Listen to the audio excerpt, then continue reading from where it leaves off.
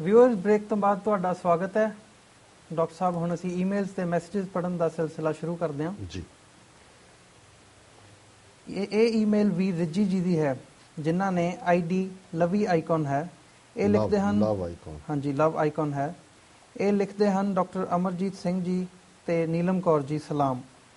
ਮੈਂ ਦੁਬਾਰਾ ਹਾਜ਼ਰ ਹਾਂ ਦੋ ਚੀਜ਼ਾਂ ਨਾਲ। ਪਹਿਲਾਂ ਮੈਂ ਤੁਹਾਡੀ ਵੀਡੀਓ ਦੇਖੀ ਸੀ ਜਿਸ ਵਿੱਚ ਤੁਸੀਂ ਇੱਕ ਈਮੇਲ ਦਾ ਜਵਾਬ ਦਿੰਦਿਆਂ ਲਵ ਜਿਹਾਦ ਦੀ ਚਰਚਾ ਕੀਤੀ ਹੈ।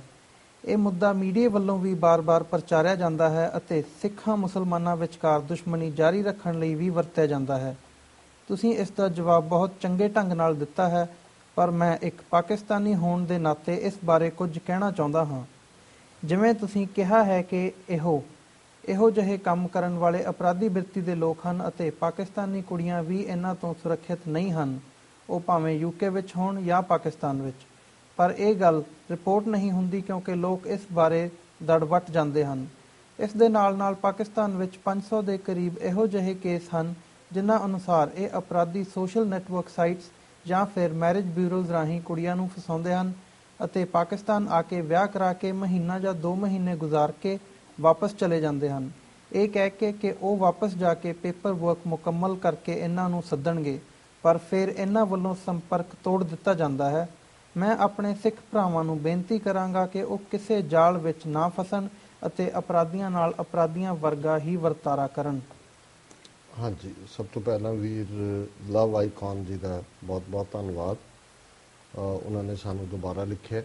ਹਾਂਜੀ, ਉਹਨਾਂ ਨੇ ਬੜੀ ਅੱਛੀ ਅੰਗਰੇਜ਼ੀ ਦੇ ਵਿੱਚ ਔਰ ਜਿਹੜੇ ਵਿਸ਼ੇ ਉਹਨਾਂ ਨੇ ਚੁਣੇ ਨੇ, ਕਿਉਂਕਿ ਹਾਲਾਂਕਿ ਬਹੁਤ ਵਾਰੀ ਇਹ ਵਿਵਾਦਤ ਗੱਲ ਕਰਨ ਦੀ ਬਹੁਤੇ ਹਿੰਮਤ ਨਹੀਂ ਕਰਦੇ ਕਿਉਂਕਿ ਬਹੁਤ ਵਾਰੀ ਅੰਡਰ ਦਾ ਕਾਰਪੇਟ ਹੀ ਕਰਨ ਦਾ ਸਾਡਾ ਰਵੱਈਆ ਹੁੰਦਾ। ਹਾਂਜੀ ਹਾਂਜੀ, ਪਰ ਮੇਰਾ ਵੀ ਇਹ ਰੁਝਾਨ ਹੁੰਦਾ ਹੈ ਔਰ ਮੈਨੂੰ ਖੁਸ਼ੀ ਹੈ ਕਿ ਵੀਰ ਲਵ ਆਈਕਨ ਵੀ ਇਸ ਤਰ੍ਹਾਂ ਸੋਚਦੇ ਨੇ ਕਿ ਜਿਸ ਗੱਲ ਦੇ ਵਿੱਚ ਸ਼ਰਾਰਤ ਦਾ ਪੋਟੈਂਸ਼ੀਅਲ ਹੈ ਔਰ ਜਿਸ ਗੱਲ ਨੂੰ ਦੁਸ਼ਮਣ ਬਾਰ-ਬਾਰ ਜਿਹੜਾ ਹੈ ਉਹ ਮੀਡੀਆ ਰਾਹੀਂ ਔਰ ਦੂਸਰੇ ਸਾਰੇ ਸੋਸ਼ਲ ਨੈਟਵਰਕਿੰਗ ਔਰ ਬਾਕੀ ਸਾਧਨਾਂ ਰਾਹੀਂ ਦੁਹਰਾਉਂਦਾ ਹੈ, ਸਾਨੂੰ ਬਜਾਏ ਕਿ ਉਸ ਨੂੰ ਡਿਨਾਇਲ 'ਚ ਜਾਣ ਦੇ ਜਾਂ ਅਣਗੌਲਿਆਂ ਕਰਨ ਦੇ ਜਾਂ ਅਣਦੇਖਿਆਂ ਕਰਨ ਦੇ ਜੀ, ਸਾਨੂੰ ਉਹਨੂੰ ਹੈਡ ਔਨ ਲੈਣਾ ਚਾਹੀਦਾ।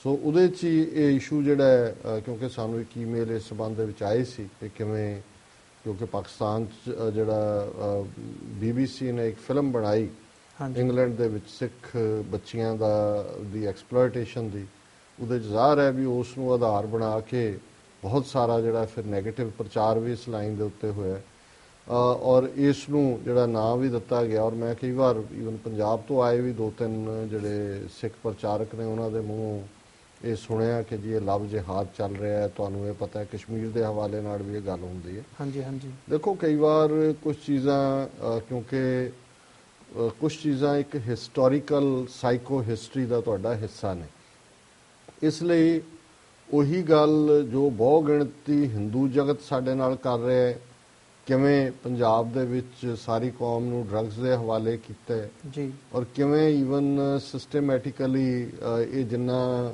ਆਸ਼ੂਤੋਸ਼ ਹੋਏ ਔਰ ਦੂਸਰੇ ਭਈਏ ਇਹ ਲਿਆ ਕੇ ਕਿਵੇਂ ਸਿੱਖ ਬੱਚੀਆਂ ਦਾ ਸ਼ੋਸ਼ਣ ਇਹਨਾਂ ਡੇਰੇਦਾਰਾਂ ਵੱਲੋਂ ਹਿੰਦੂ ਤਵੀਆਂ ਵੱਲੋਂ ਕੀਤਾ ਜਾਂਦਾ ਹੈ, ਉਸ ਵੱਲ ਕਈ ਵਾਰੀ ਅਸੀਂ ਪਿੱਠ ਕਰ ਲੈਂਦੇ। ਪਰ ਦੂਸਰੇ ਪਾਸੇ ਜਿਹੜੀ ਕੋਈ ਅਪਰਾਧ ਬਿਰਤੀ ਖਬਰ ਹੈ ਜਿਹੜੀ ਕਿ ਕਿਸੇ ਨਾਲ ਵੀ ਵਾਪਰ ਸਕਦੀ ਹੈ ਔਰ ਹਰ ਕੌਮ ਦੇ ਵਿੱਚ ਹਰ ਤਬਕੇ ਦੇ ਵਿੱਚ ਜਿਹਨੂੰ ਕਹਿੰਦੇ ਨੇ ਫੇਅਰ ਸ਼ੇਅਰ ਹੈ ਕ੍ਰਿਮੀਨਲਸ, ਅਪਰਾਧੀ ਨੇ, ਉਹਨਾਂ ਦੇ ਵਿੱਚ ਉਹ ਲੋਕ ਵੀ ਨੇ ਜਿਹੜੇ ਸੈਕਸ਼ੂਅਲੀ ਐਕਸਪਲੋਇਟ ਕਰਦੇ ਨੇ ਬੱਚੀਆਂ ਨੂੰ, ਉਹ ਲੋਕ ਵੀ ਨੇ ਜਿਹੜੇ ਵਪਾਰਕ ਫਰਾਡ ਕਰਦੇ ਨੇ, ਉਹ ਲੋਕ ਵੀ ਨੇ ਜਿਹੜੇ ਨਕਲੀ ਕੋਈ ਪਾਸਪੋਰਟ ਬਣਾ ਰਿਹਾ, ਕੋਈ ਬੰਦੇ ਚੜਾ ਰਿਹਾ, ਕੋਈ ਏਜੰਟੀ ਕਰ ਰਿਹਾ, ਕੋਈ ਹੋਰ ਠੱਗੀਆਂ ਮਾਰ ਰਹੇ ਨੇ, ਠੱਗੀ ਠੋਰੀ ਕਰਨਾ ਜਿਹਨੂੰ ਅਸੀਂ ਕਹਿੰਦੇ। ਸੋ ਠੱਗੀ ਠੋਰੀ ਜਾਂ ਕ੍ਰਿਮੀਨਲ ਜਾਂ ਇਸ ਕਿਸਮ ਦੀ ਗੱਲ ਕੋਈ ਕਿਸੇ ਇੱਕ ਫਿਰਕੇ ਤਬਕੇ ਜਾਂ ਧਰਮ ਦੇ ਨਾਲ ਤੁਸੀਂ ਨਹੀਂ ਜੋੜ ਸਕਦੇ। ਪਰ ਕਿਉਂਕਿ ਸਾਡੀ ਸਟੀਰੀਓਟਾਈਪਿੰਗ ਬਣੀ ਹੋਈ ਹੈ, ਕੁਝ ਚੀਜ਼ਾਂ ਇਸ ਕਿਸਮ ਦੀਆਂ ਨੇ ਔਰ ਬਹੁ ਗਿਣਤੀ ਕਮਿਊਨਿਟੀ ਜਿਹੜੀ ਦੋਨਾਂ ਨੂੰ ਹੀ ਉੱਥੋਂ ਦੀ ਇੰਡੀਅਨ ਸਟੇਟ ਦੁਸ਼ਮਣ ਸਮਝਦੀ ਹੈ, ਪਾਕਿਸਤਾਨ ਵੀ ਉਹਨਾਂ ਨੂੰ ਸਵਾਲੋਂ ਨਹੀਂ ਹੁੰਦਾ, ਸਿੱਖਾਂ ਨਾਲ ਜੋ ਹੋ ਰਿਹਾ ਪਿਛਲੇ 3 ਦਹਾਕਿਆਂ ਤੋਂ ਖਾਸ ਤੌਰ ਤੇ ਉਹ ਸਾਹਮਣੇ ਹੀ ਹੈ। ਸੋ ਉਹ ਫਿਰ ਇਹਨਾਂ ਗੱਲਾਂ ਨੂੰ ਬੜਾ ਆਊਟ ਆਫ ਪ੍ਰਪੋਰਸ਼ਨ ਬਲੋ ਕਰਦੇ ਨੇ ਔਰ ਉਹਨਾਂ ਨੇ ਵੀ ਇਸ ਗੱਲ ਨੂੰ ਹੀ ਕਿਹਾ ਕਿ ਵੀ ਇਹ ਜਿਹੜੇ ਇਸ ਕਿਸਮ ਦੇ ਅਪਰਾਧੀ ਲੋਕ ਨੇ ਵੀ ਇਹਨਾਂ ਦਾ ਆਧਾਰ ਸਿਰਫ ਹੋਰ ਗੈਰ ਮੁਸਲਮਾਨਾਂ ਤੱਕ ਨਹੀਂ ਹੈ, ਵੀ ਪਾਕਿਸਤਾਨ ਦੇ ਵਿੱਚ ਵੀ ਇਹਨਾਂ ਦਾ ਇੱਕ ਨੈਟਵਰਕ ਹੈ ਔਰ ਉਹਦੇ ਨਾਲ ਉਹਨਾਂ ਨੇ ਦੂਸਰਾ ਹਿੱਸਾ ਵੀ ਜੋੜ ਦਿੱਤਾ ਹੈ ਕਿ ਕਿਵੇਂ ਇਹ ਲੋਕ ਸੋਸ਼ਲ ਨੈਟਵਰਕਿੰਗ ਰਾਹੀਂ ਜਾਂ ਮੈਰਿਜ ਬਿਊਰੋਜ਼ ਰਾਹੀਂ ਪੇਰੈਂਟਸ ਨੂੰ, ਬੱਚੀਆਂ ਨੂੰ ਆਪਣੇ ਜਾਲ 'ਚ ਫਸਾਉਂਦੇ ਨੇ। ਫਿਰ ਆ ਕੇ ਵਿਆਹ ਕੀਤਾ, ਮਹੀਨਾ 2 ਮਹੀਨੇ ਜਿਹੜਾ ਹੈ ਉਹ ਘੁੰਮੇ ਫਿਰੇ, ਮौज ਕੀਤੀ ਔਰ ਫਿਰ ਚਲੇ ਗਏ, ਫਿਰ ਉਹਨਾਂ ਦਾ ਕੋਈ ਟਰੇਸ ਨਹੀਂ ਹੈ। ਸੋ ਇਸ ਕਿਸਮ ਦੇ ਲੋਕਾਂ ਦਾ ਜਿਹੜਾ ਵੀ ਮਜ਼ਹਬੀ ਬੰਦਾ ਹੈ, ਕਿਸੇ ਵੀ ਮਜ਼ਹਬ ਦਾ ਹੋਵੇ, ਹਰ ਮਜ਼ਹਬ ਦੇ ਵਿੱਚ ਥੋੜੇ ਬਹੁਤ ਉਹਨਾਂ ਦੇ ਆਪਣੇ ਸਿਧਾਂਤਾਂ ਦੇ ਮਤਭੇਦ ਹੁੰਦੇ ਨੇ, ਪਰ ਮਜ਼ਹਬ ਦਾ ਮੁੱਖ ਮਸਲਾ ਜਾਂ ਮੁੱਖ ਮੁੱਦਾ ਤਾਂ ਇਨਸਾਨ ਨੂੰ ਇਨਸਾਨ ਬਣਾਉਣਾ, ਬੰਦੇ ਨੂੰ ਰੱਬ ਦੇ ਨੇੜੇ ਲਿਆਉਣਾ, ਬੰਦੇ ਨੂੰ ਇਨਸਾਨੀਅਤ ਦੇ ਨਾਲ ਪਿਆਰ ਕਰਨਾ ਸਿਖਾਉਣਾ। ਸੋ ਉਹਨਾਂ ਨੇ ਇਹ ਕਹਿਣ ਤੋਂ ਬਾਅਦ ਇਹ ਕਿਹਾ, ਸਿੱਖਾਂ ਨੂੰ ਅਪੀਲ ਕੀਤੀ ਹੈ ਕਿ ਵੀ ਇਹ ਤੁਸੀਂ ਖਬਰਦਾਰ ਰਹੋ ਇਸ ਕਿਸਮ ਦੇ ਜਿਹੜੀ ਨੈਟਵਰਕਿੰਗ ਵਾਲੇ, ਜਿਹੜੇ ਵੀ ਜਾਲ ਵਿਛਾਉਣ ਵਾਲੇ ਨੇ, ਔਰ ਇਸ ਤੋਂ ਜਿਹੜਾ ਹੈ ਆਪਣੇ ਆਪ ਨੂੰ ਪੂਰਾ ਅਲਰਟ ਰਹੋ ਇਹ ਸਾਰੇ ਚੈਲੰਜ ਤੋਂ। ਜੀ ਅੱਗੇ ਇਲਾਵਾ ਇੱਕ ਲਿਖਦੇ ਹਨ, ਸਿੱਖਾਂ ਅਤੇ ਸਿੱਖੀਜ਼ਮ ਬਾਰੇ ਪਾਕਿਸਤਾਨੀਆਂ ਵਿੱਚ ਕਿੰਨਾ ਪਿਆਰ ਹੈ, ਇਸ ਦਾ ਅੰਦਾਜ਼ਾ ਇਸ ਗੱਲ ਤੋਂ ਲੱਗ ਜਾਂਦਾ ਹੈ ਕਿ ਅਸੀਂ ਪਵਿੱਤਰ ਸਿੱਖ ਸ਼ਹਿਰ ਨੂੰ ਨਨਕਾਣਾ ਸਾਹਿਬ ਕਹਿੰਦੇ ਹਾਂ, ਜਦਕਿ ਕੁਝ ਸਿੱਖ ਇਸ ਨੂੰ ਸਿਰਫ ਨਨਕਾਣਾ ਕਹਿੰਦੇ ਸੁਣੇ ਜਾਂਦੇ ਹਨ। ਦੂਸਰਾ, ਭਾਵੇਂ ਡਰੱਗਸ ਦਾ ਮਾਮਲਾ ਕੋਈ ਨਵਾਂ ਨਹੀਂ ਹੈ, ਪਰ ਅੱਜ ਕੱਲ੍ਹ ਇਹ ਫੇਰ ਸੁਰਖੀਆਂ ਵਿੱਚ ਹੈ, ਕਿਉਂਕਿ ਭਾਰਤ ਵਿੱਚ ਜਦੋਂ ਵੀ ਕੋਈ ਡਰੱਗ ਸਪਲੀਮੈਂਟ ਫੜੀ ਜਾਂਦੀ ਹੈ ਤਾਂ ਭਾਰਤੀ ਮੀਡੀਆ 951 ਦੇ ਖਾਤੇ ਵਿੱਚ ਪਾਉਂਦਾ ਹੈ। ਇਹ ਪ੍ਰਚਾਰਿਆ ਜਾਂਦਾ ਹੈ ਕਿ ਇਹ ਪਾਕਿਸਤਾਨ ਵੱਲੋਂ ਪੰਜਾਬ ਦੇ ਸਿਰ ਤੇ ਥੋਪੀ ਗਈ 951 ਨਹੀਂ, ISI, ਹਾਂਜੀ ISI, ਹਾਂਜੀ, ਇਹ ਮੀਡੀਆ ਇਸ ਨੂੰ ISI ਦੇ ਖਾਤੇ ਵਿੱਚ ਪਾਉਂਦਾ ਹੈ। ਇਹ ਪ੍ਰਚਾਰਿਆ ਜਾਂਦਾ ਹੈ ਕਿ ਇਹ ਪਾਕਿਸਤਾਨ ਵੱਲੋਂ ਪੰਜਾਬ ਦੇ ਸਿਰ ਤੇ ਥੋਪੀ ਗਈ ਡਰੱਗ ਵਾਰ ਹੈ। ਇਸ ਤਰ੍ਹਾਂ ਪ੍ਰਚਾਰ ਕੇ ਸਿੱਖਾਂ ਦੇ ਜਜ਼ਬਾਤਾਂ ਨੂੰ ਪਾਕਿਸਤਾਨ ਦੇ ਖਿਲਾਫ ਭੜਕਾਉਣ ਦਾ ਯਤਨ ਕੀਤਾ ਜਾਂਦਾ ਹੈ। ਇਸ ਗੱਲ ਤੋਂ ਕੋਈ ਇਨਕਾਰ ਨਹੀਂ ਕਰ ਸਕਦਾ ਕਿ ਪਾਕਿਸਤਾਨ ਵਿੱਚ ਡਰੱਗ ਮਾਫੀਆ ਹੈ ਅਤੇ ਕੁਝ ਭ੍ਰਿਸ਼ਟ ਅਫਸਰ ਵੀ ਇਹਨਾਂ ਨਾਲ ਰਲੇ ਹੋਏ ਹਨ। ਫਿਰ ਵੀ ਇਸ ਸੰਬੰਧੀ ਮੇਰੇ 2 ਸਵਾਲ ਹਨ। ਅੱਜ ਤੱਕ ਐਸਾ ਕੁਝ ਵੀ ਸਾਹਮਣੇ ਨਹੀਂ ਆਇਆ ਕਿ ਭਾਰਤ ਵਿਚਾਲੇ ਕਿਸੇ ਡਰੱਗ ਮਾਫੀਆ ਨੂੰ, ਜਿਹੜਾ ਕਿ ਸਮਗਲਿੰਗ ਦਾ ਹਿੱਸਾ ਹੋਵੇ, ਡਰੱਗ ਸਪਲਾਈ ਅਤੇ ਕੰਜ਼ਿਊਮਰ ਤੱਕ ਇਸ ਨੂੰ ਪਹੁੰਚਾਉਂਦੇ ਹੋਏ ਅਤੇ ਉਸ ਦੇ ਸਬੰਧ ਪਾਕਿਸਤਾਨ ਨਾਲ ਹੋਣ, ਬੇਨਕਾਬ ਕੀਤਾ ਗਿਆ ਹੋਵੇ। ਹਾਂ, ਕਦੇ-ਕਦਾਈ ਪਾਕਿਸਤਾਨ 'ਚ ਆਉਂਦੀਆਂ ਵਸਤੂਆਂ ਵਿੱਚ ਡਰੱਗਸ ਫੜਨ ਦੀ ਖਬਰ ਲੱਗੀ ਹੁੰਦੀ ਹੈ। ਪਾਕਿਸਤਾਨ ਵਿੱਚ ਡਰੱਗ ਸਮੱਸਿਆ ਘਟਣ ਦੀ ਥਾਂ ਦਿਨ-ਬ-ਦਿਨ ਵੱਧ ਰਹੀ ਹੈ। ਹੁਣ ਇਸ 'ਚੋਂ ਕੀ ਤੱਤ-ਸਾਰ ਕੱਢਿਆ ਜਾਵੇ? ਕੀ ਇਹ ਮੰਨਿਆ ਜਾਵੇ ਕਿ ISI ਇੰਨੀ ਜ਼ਿਆਦਾ ਸ਼ਕਤੀਸ਼ਾਲੀ ਹੈ ਕਿ ਉਹ ਪੰਜਾਬ ਦੇ ਲੱਖਾਂ ਨਸ਼ੇੜੀਆਂ ਨੂੰ ਡਰੱਗਸ ਪਹੁੰਚਾ ਰਹੀ ਹੈ, ਜਾਂ ਫਿਰ ਭਾਰਤੀ ਖੂਫੀਆ ਏਜੰਸੀ ਅਤੇ ਪੁਲਿਸ ਲਾਣਾ ਇੰਨਾ ਕਮਜ਼ੋਰ ਹੈ ਕਿ ਉਹ ਇਸ ਨੂੰ ਰੋਕਣ ਤੋਂ ਅਸਮਰੱਥ ਹੈ? ਮੈਂ ਕਮੈਂਟ ਕਰਨਾ ਚਾਹਾਂਗਾ। ਹਾਂਜੀ, ਉਹਨਾਂ ਨੇ ਸਿੱਖਾਂ ਤੇ ਸਿੱਖੀਜ਼ਮ ਪ੍ਰਤੀ ਪਾਕਿਸਤਾਨੀਆਂ ਦੇ ਪਿਆਰ ਦੀ ਗੱਲ ਨਨਕਾਣਾ ਸਾਹਿਬ ਸ਼ਬਦ ਦੇ ਇਸਤੇਮਾਲ ਦੇ ਨਾਲ ਹੀ ਸ਼ੁਰੂ ਕੀਤੀ, ਜਾਂ ਇਹੀ ਉਹਨਾਂ ਦਾ ਹੈ। ਮੈਂ ਸਮਝਦਾ ਵੀ ਅਸੀਂ ਈਵਨ ਇਸ ਤੋਂ ਵੀ ਬਿਯੋਂਡ ਜਾਂਦੇ ਹਾਂ, ਇਹਦੇ 'ਚ ਕੋਈ ਸ਼ੱਕ ਨਹੀਂ ਹੈ। ਜਿਵੇਂ ਮੈਂ ਅਕਸਰ ਕੋਟ ਕਰਦਾ ਵੀ ਜੇ ਸਿੱਖਾਂ ਦਾ ਕਿਤੇ ਵੀ ਸਤਿਕਾਰ ਹੈ, ਰੀਅਲ ਸਤਿਕਾਰ ਦਿਲੋਂ ਔਰ ਪਿਆਰ ਹੈ, ਤੇ ਉਹ ਪਾਕਿਸਤਾਨ 'ਚ ਜਾ ਕੇ ਮਹਿਸੂਸ ਕਰਦੇ ਨੇ।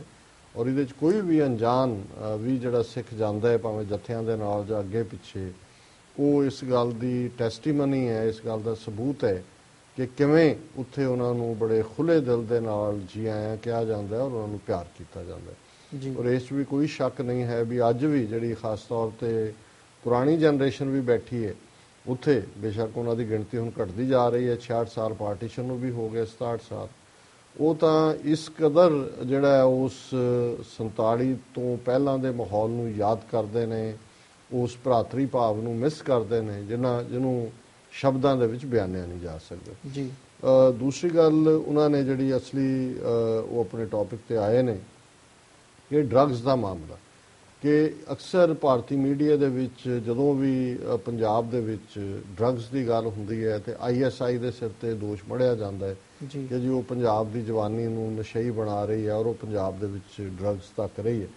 ਸੋ ਉਹਨਾਂ ਨੇ ਇਹ ਕਿਹਾ ਵੀ ਇਹਦੇ 'ਚ ਕੋਈ ਸ਼ੱਕ ਨਹੀਂ ਹੈ ਵੀ ਥੋੜ੍ਹਾ ਬਹੁਤ ਜਿਹੜਾ ਭ੍ਰਸ਼ਟ ਲਾਣਾ ਅਫਸਰਾਂ ਦਾ ਹੋਏ, ਡਰੱਗ ਮਾਫੀਆ ਹੋਏ, ਉਹ ਸਾਰੇ ਪਾਸੇ ਹੀ ਹੈ, ਪਾਕਿਸਤਾਨ 'ਚ ਵੀ ਹੈ।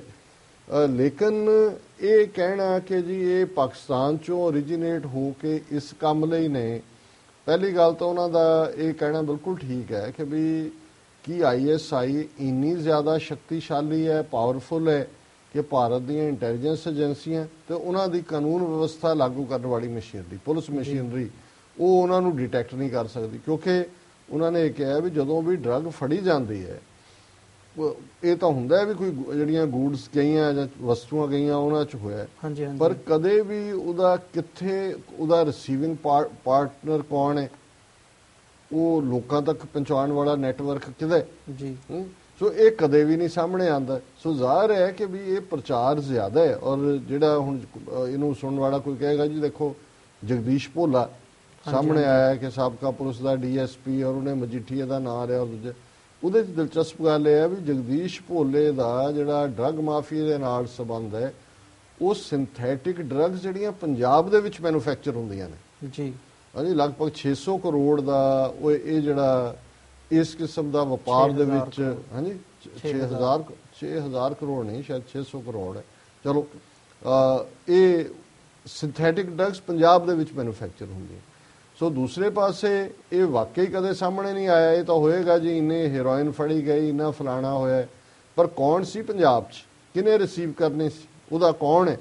ਸੋ ਇਹ ਉਹਨਾਂ ਦਾ ਇੱਕ ਬੜਾ ਪਾਵਰਫੁਲ ਨੁਕਤਾ ਹੈ ਇਸ ਗੱਲ ਦੇ ਉੱਤੇ ਕਿ ਜਾਂ ਤਾਂ ਇਹ ਬਿਲਕੁਲ ਇਹਨਾਂ ਦੀਆਂ ਏਜੰਸੀਆਂ ਇੰਨੀਆਂ ਕਿ ਇਨਐਫੀਸ਼ੀਐਂਟ ਨੇ ਕਿ ISI ਇੰਨੀ ਪਾਵਰਫੁਲ ਹੋ ਗਈ, ਜਿਹੜੀ ਗੱਲ ਹੈ ਨਹੀਂ, ਕਿਉਂਕਿ ਉਹਨਾਂ ਦਾ ਤਾਂ ਆਪਣੇ ਹੱਥ ਹੁਣ ਆ ਚੱਲ ਰਿਹਾ ਹੈ, ਜੋ ਵਜ਼ੀਰਿਸਤਾਨ ਚੱਲ ਰਿਹਾ, ਨਾਰਥ ਕੱਲ੍ਹ ਹੀ ਪਾਕਿਸਤਾਨੀ ਪਲੇਜ਼ ਨੇ ਬੰਬਾਰਡ ਕੀਤਾ, ਉੱਥੇ ਉਹਨਾਂ ਨੇ ਆਫੀਸਰ ਮਾਰੇ ਨੇ ਪਾਕਿਸਤਾਨੀ ਫੌਜ ਦੇ। ਸੋ ਜਿੰਨਾ ਵੱਡਾ ਚੈਲੰਜ ਇਸ ਵੇਲੇ ਪਾਕਿਸਤਾਨ ਨੂੰ ਔਰ ਖਾਸ ਤੌਰ ਤੇ ਉਹਨਾਂ ਦੀ ਫੌਜ ਔਰ ਏਜੰਸੀਆਂ ਨੂੰ ਅਫਗਾਨਿਸਤਾਨ ਵਾਲੇ ਪਾਸਿਓਂ ਹੈ, ਜਾਂ ਪਾਕਿਸਤਾਨ ਵਿੱਚ ਜਿਹੜੇ ਤਾਲਿਬਾਨ ਖੜੇ ਹੋਏ ਨੇ, ਜਿਨ੍ਹਾਂ ਨੂੰ ਇੰਡੀਅਨਸ ਕਿਤੇ ਨਾ ਕਿਤੇ ਸਾਰਾ ਅਮਰੀਕਨ ਇੰਡੀਅਨ ਨੈਟਵਰਕਿੰਗ ਹੈ, ਉਹਨਾਂ ਕੋਲ ਇੰਨਾ ਟਾਈਮ ਵੀ ਕਿੱਥੇ ਹੈ ਕਿ ਵੀ ਉਹ ਇਸ ਪਾਸੇ ਭੇਜਣ। ਔਰ ਜਿਹੜੀ ਜਦੋਂ ਅਸੀਂ ਪਾਕਿਸਤਾਨੀ ਪੰਜਾਬ ਔਰ ਭਾਰਤੀ ਕਬਜ਼ੇ ਵਿੱਚ ਹੇਠਲੇ ਪੰਜਾਬ ਦਾ ਬਾਰਡਰ ਦੇਖਦੇ ਹਾਂ, ਉਹ ਤਾਂ ਤਾਰ ਲੱਗੀ ਹੋਈ ਹੈ, ਉਹਦੇ 'ਚ ਕਰੰਟ ਛੱਡਿਆ ਜਾਂਦਾ ਔਰ ਕੋਈ ਪਰਿੰਦਾ ਕੋਈ ਚਰਿੰਦਾ ਉੱਥੋਂ ਕ੍ਰਾਸ ਹੀ ਨਹੀਂ ਕਰ ਸਕਦਾ। ਸੋ ਇਹ ਚਾਰਜ ਲਾਣਾ ਕਿ ਜੀ ਉਹ ਲਿਆ ਕੇ ਪੰਜਾਬ 'ਚ ਰੱਖ ਰਹੇ ਨੇ, ਫਿਰ ਤੁਹਾਡਾ ਸਿਸਟਮ ਕਾਹਦਾ ਕਿੱਦਾਂ ਆ ਰਹੀ ਹੈ, ਜੇ ਉੱਥੋਂ ਕੋਈ ਲੰਘ ਹੀ ਨਹੀਂ ਸਕਦਾ, ਕੁੱਤਾ ਨਹੀਂ ਲੰਘ ਸਕਦਾ, ਔਰ ਇਹ ਫਿਰ ਕੌਣ ਉਹਨੂੰ ਲਿਆ ਰਿਹਾ, ਉਹਦੇ ਪਿੱਛੇ ਕੌਣ? ਸੋ ਮੈਂ ਸਮਝਦਾ ਵੀ ਉਹਨਾਂ ਨੇ ਇਸ ਦੇ ਉੱਤੇ ਅੱਗੋਂ ਵੀ ਫਰਦਰ ਡਿਸਕਸ਼ਨ ਕੀਤੀ ਹੈ, ਬਟ ਇਹ ਬੜਾ ਅਹਿਮ ਨੁਕਤਾ ਹੈ ਇਹਨਾਂ ਦਾ। ਹਾਂਜੀ ਵਿਊਅਰਸ, ਹੁਣ ਸਮਾਂ ਹੋ ਗਿਆ ਹੈ ਇੱਕ ਬ੍ਰੇਕ ਦਾ। ਤੁਸੀਂ ਸਾਡੇ ਨਾਲ ਇਸੇ ਤਰ੍ਹਾਂ ਬਣੇ ਰਹੋ, ਅਸੀਂ ਮਿਲਦੇ ਹਾਂ ਇੱਕ ਛੋਟੇ ਜਿਹੇ ਬ੍ਰੇਕ ਤੋਂ ਬਾਅਦ।